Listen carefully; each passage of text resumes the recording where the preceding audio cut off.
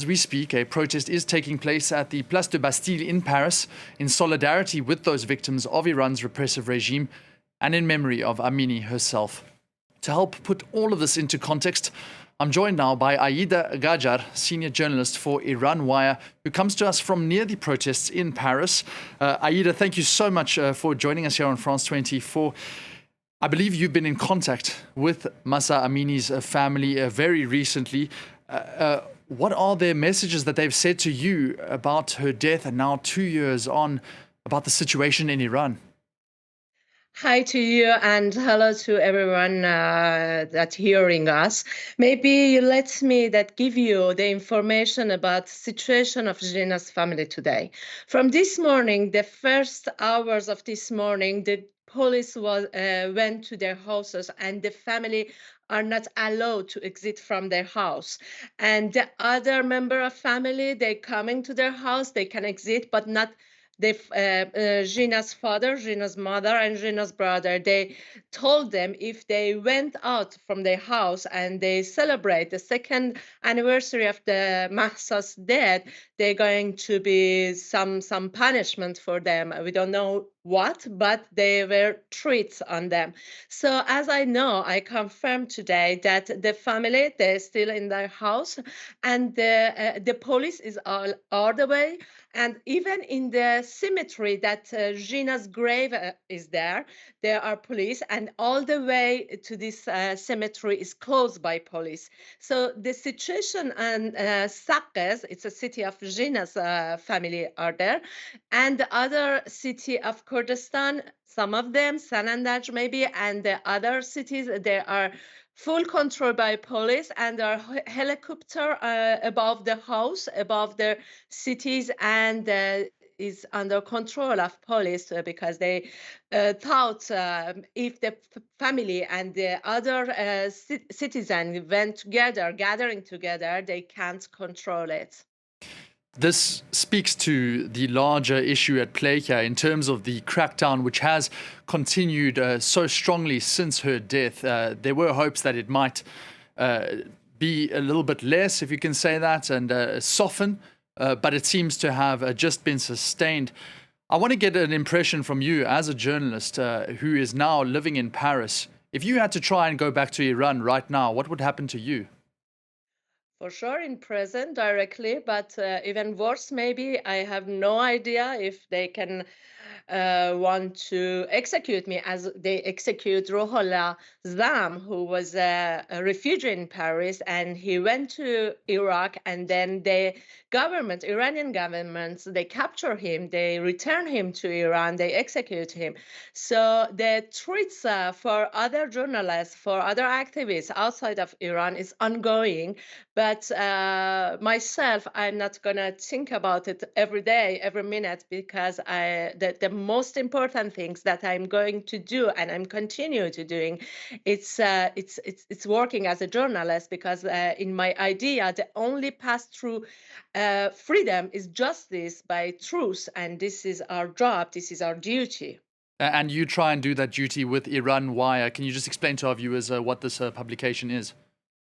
Yeah, Iran Wire, it's a website, multimedia and website in Persian and English, and some other language also, as a Kurdish, as Arabics, and some articles we publish on French also. We have a huge network of citizen journalists inside of Iran. As one of my citizen journalists who works with me directly, he was the person who gave me the identity of Mahsa the first day before her death. So we work directly with citizen journalists inside of Iran, and we based on human rights and supporting a civil society in Iran.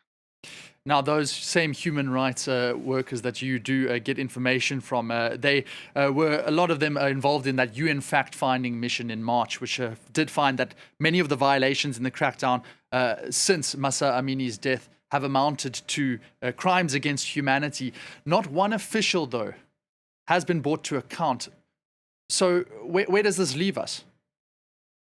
That's a huge things that happen. That fact-finding mission, they announce that we can go for condemn this regime for a crime against humanity. This is the highest level of crime, international crime, that some governments can do, and this is ongoing things. That means, for example, if I can give you an example, before Mahsa, it was situation by law, it was different. But after Mahsa, and after killing at least 500 protesters on the street, and after execution of at least 9 protesters in prison, right now they're changing the law. That means, for example, if one woman without hijab go to restaurants and eat there, it's not going to be just a woman who punished by the law. It's going to be the owner of the restaurant also going to punish. And if they continue to accepting women without hijab,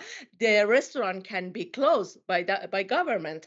So the government, the strategy that they continue, and they force women under pressure and under violence, by legal violence, that they're going to punish women and society together, and they ask society to cooperate with them. For example, they should send a number of plaque of number of car who is on the street and there's a woman without hijab. So the situation, it's maybe you can see the protester on the street after this huge suppression that we passed, but the violence against women and against societies continue. Maybe it's interesting for you that I can tell you, during 2 past years, they even closed the door of cemetery of the mass grave of political prisoner who have been killed, have been executed in 1988. Its name is Khavaran. They closed the door in front of the family of victims. They didn't let them enter also, because the situation, the system, they are the same.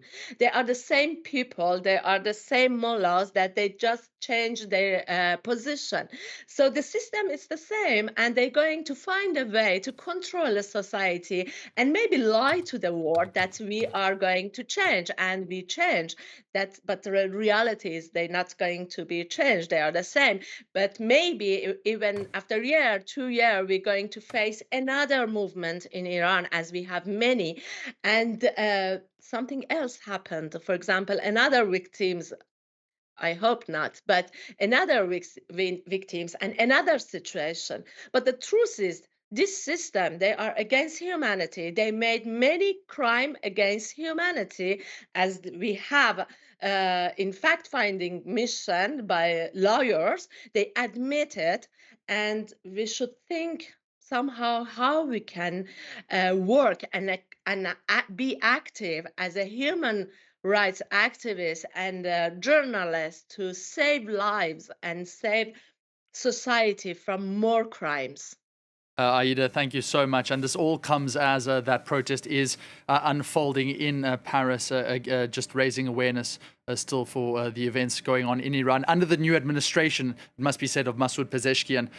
So that just certainly to keep an eye on in terms of the differences or none in Iran in the future. Aida, thank you so much for coming to us here on France 24. That's Aida Ghajar, senior journalist for the Iran Wire.